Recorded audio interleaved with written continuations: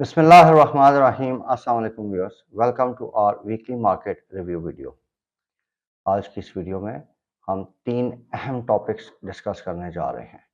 Number 1 is कि ईद से पहले जो मार्केट में एक बड़ी ज़बरदस्त परफॉर्मेंस आई, उसके क्या रीज़न्स थे और ये जो फॉरेन इन्वेस्टमेंट आ रही है थ्रू फॉरेन कॉर्पोरेट्स, ये किन सेक्टर्स में है, इसकी क्या रीज़न्स हैं और क्या ये आइंदा आने वाले दिनों में कंटिन्यू कर सकती है, इसके बारे में अपना एनालिसिस आपके साथ शेयर करेंगे। इसके अलावा व्यूअर्स इस वीडियो में एक स्पेशल एनालिसिस आपके साथ शेयर करने जा रहे हैं कि ये जो रिसेंट डेवलपमेंट्स हो रही हैं, ईरान इसराइल का एक तनाज़ा बना है और इसके क्या इम्प्लीकेशंस हो सकते हैं हमारे स्टॉक मार्केट पे और इसमें हमारी क्या ट्रेडिंग स्ट्रैटेजी होनी चाहिए, तो इसके बारे में भी अपना एक एनालिसिस आपके साथ इस वीडियो में शेयर करेंगे। तो व्यूअर्स सबसे पहले बात करते हैं कि अप्रैल के महीने में सो फार मार्केट ने 4.94% का गेन किया है, यानी 3,309 पॉइंट्स सो फार मार्केट गेन कर चुकी है। एक बड़े एक्सेप्शनल गेन्स आए हैं और इन गेन्स की बुनियादी वजह फॉरेन कॉर्पोरेट्स की बड़ी एग्रेसिव बाइंग थी ईद से पहले और इस एग्रेसिव बाइंग की वजह से मार्केट में काफ़ी अच्छा प्राइस एक्शन हमें नज़र आया। इसके अलावा व्यूअर्स मार्च में हम देख रहे हैं कि मार्च के महीने में मार्केट ने 2,426 पॉइंट्स गेन किए और ये गेन तकरीबन 3.76% का गेन था। तो अगर हम एक्यूमुलेटेड बेसिस पे देखें तो पिछले 2 महीने में मार्केट ने तकरीबन 5,500 पॉइंट्स का गेन किया है और मार्केट अपने हिस्टोरिक लेवल यानी एवर हाईएस्ट लेवल 70,000 से ऊपर के लेवल पे ट्रेड कर रही है। तो व्यूअर्स अब बात करते हैं कुछ फॉरेन डायरेक्ट इन्वेस्टमेंट की। तो पिछले अगर हम जुलाई से लेके अभी करंट अप्रैल तक का देखें जो लास्ट ट्रेडिंग सेशन था, तो सो फार जो फॉरेनर्स ने बाइंग की है वो 82.9 मिलियन यूएस डॉलर्स की है। ये एक बड़ी हिस्टोरिकल फिगर आई है और इस बाइंग में फॉरेन कॉर्पोरेट्स का काफ़ी अच्छा बड़ा शेयर है। और व्यूअर्स इसमें एक चीज़ आपने जहन में रखनी है कि ये जो बाइंग हुई है, ये जो मिडल ईस्ट का कॉन्फ्लिक्ट था, पहले पैलेस्टाइन इसराइल का, फिर ईरान अब उसमें इंक्लूड हो रहा है।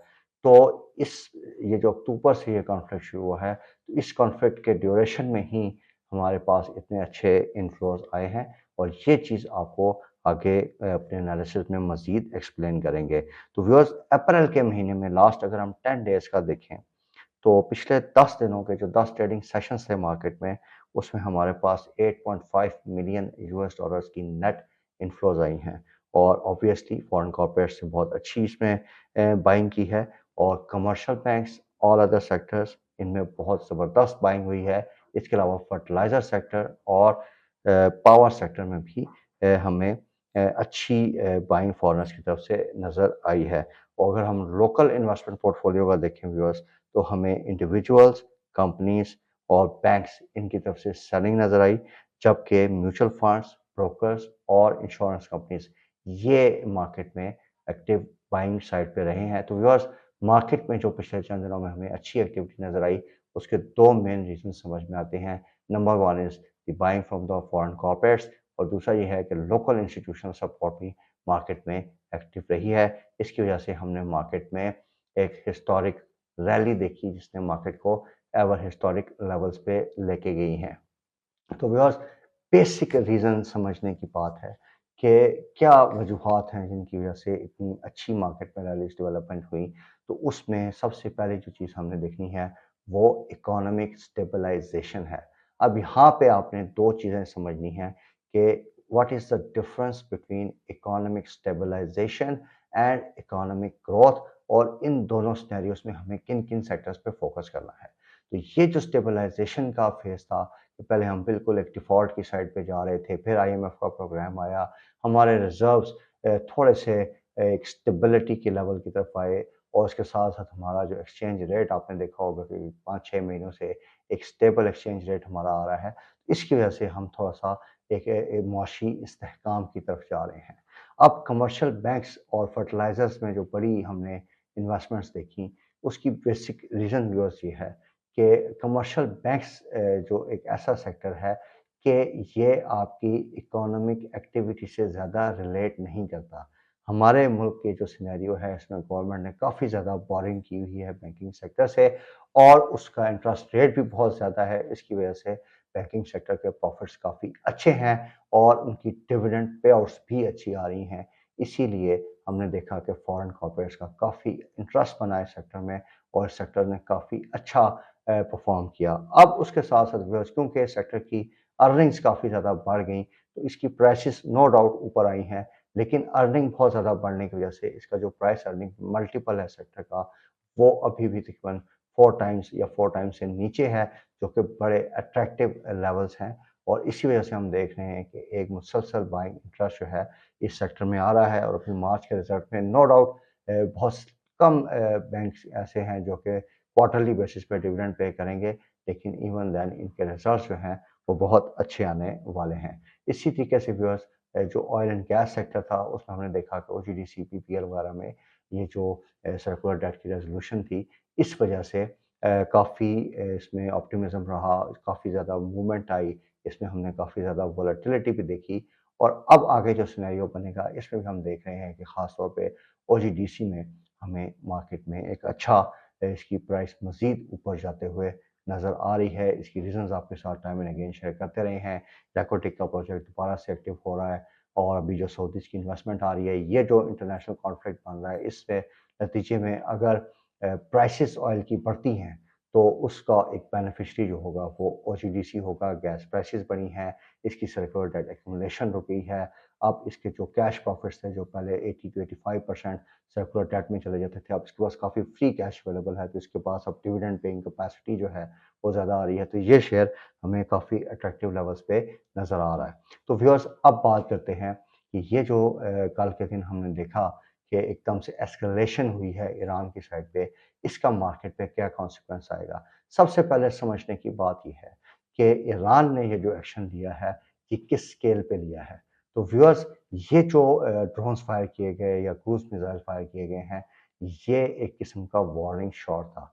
इसकी इंटेंशन नहीं थी कि ईरान की साइड से कि किसी बड़ी कोलैटरल डैमेज किया जाए इज़राइल को, क्योंकि उनको डिफेंस सिस्टम्स का भी पता था, उन्होंने ये चीज़ें नो डाउट उन पे फायर की, लेकिन इस पे कोई बहुत बड़ा उनका नुकसान नहीं हुआ, वो सारी चीज़ें न्यूट्रलाइज़ हो गई हैं। तो रेड सी वाली साइड पे भी कुछ डेवलपमेंट्स हैं, उनका एक जहाज़ भी इन्होंने सीज़ किया है। तो अब हमने देखना है कि इस पे इज़राइल का क्या रिएक्शन आता है। अब इज़राइल अगर इसको काउंटर करता है, चीज़ें मज़ीद एस्केलेशन की तरफ जाती हैं, तो नो डाउट जो आपकी मार्केट्स हैं, उस पे इसका नेगेटिव इम्पैक्ट आ सकता है। तो कल के दिन के लिए सुबह हम देखेंगे कि इंटरनेशनल मार्केट्स इसका क्या रिएक्शन दे रही हैं और उसके अकॉर्डिंगली इसका थोड़ा-सा रिफ्लेक्शन हमारी स्टॉक मार्केट पे भी आ सकता है। तो हो सकता है कि अगर ये चीज़ें एस्केलेट होती हैं, तो थोड़ा-सा मार्केट थोड़ा प्रेशर में खुलें, लेकिन उसके बाद मार्केट में रिकवरी भी उतनी तेज़ी से पॉसिबल हो सकती है। थोड़ा-सा ड्रॉबैक व्यूअर्स इसमें ये हो रहा है कि एवर हाईएस्ट लेवल्स हैं मार्केट के और उस पे ये जो एस्केलेशन हुई है, ये थोड़ा-सा मार्केट के लिए एक डेंजरस साइन बन रहा है। दूसरा जो इस इंटरनेशनल कॉन्फ्लिक्ट का एक खतरा बन रहा है, वो ऑयल प्राइसेस हैं। अभी भी आप देखिए कि ऑयल प्राइसेस जो हैं, वो पिछले 5 महीने की हाईएस्ट लेवल पे आ चुकी हैं।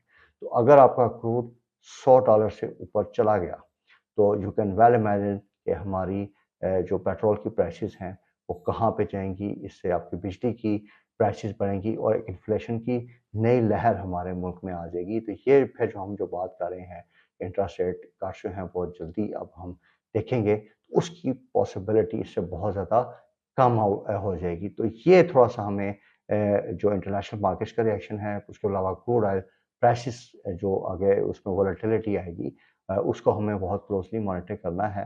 तो जैसा कि वीडियो के शुरू में आपको बताया कि इस कॉन्फ्लिक्ट के दौरान ही हमारी मार्केट्स ने बड़े अच्छी परफ़ॉर्मेंस दी है। तो देखते हैं कि मेबी थोड़ा-सा ये जो एस्केलेशन हुई है, इसकी वजह से ये जो एक रैली, एक बिल्डअप मार्केट में बना था, वो थोड़ा-सा हाल्ट हो जाए। लेकिन मार्केट में वोलेटिलिटी आ सकती है, लेकिन मार्केट उतनी ही तेज़ी से फिर रिकवर भी कर सकती हैं। अभी तक की ये पोज़ीशन आपको बता रहा हूँ। कल मार्केट्स का जो इंटरनेशनल मार्केट्स का रिएक्शन होगा, उसको देख के अपना हम मार्केट जो रिएक्शन है, वो आपके साथ दोबारा अपनी एनालिसिस शेयर करेंगे। इसके साथ-साथ व्यूअर्स मार्केट की जो दूसरी पॉजिटिव डेवलपमेंट है जिसकी वजह से काफ़ी अच्छा मार्केट ने परफ़ॉर्म किया, वो एक तो आईएमएफ का प्रोग्राम, फिर दूसरी जो चीज़ हमने व्यूअर्स देखी, वो सऊदी साइड से इन्वेस्टमेंट्स हैं।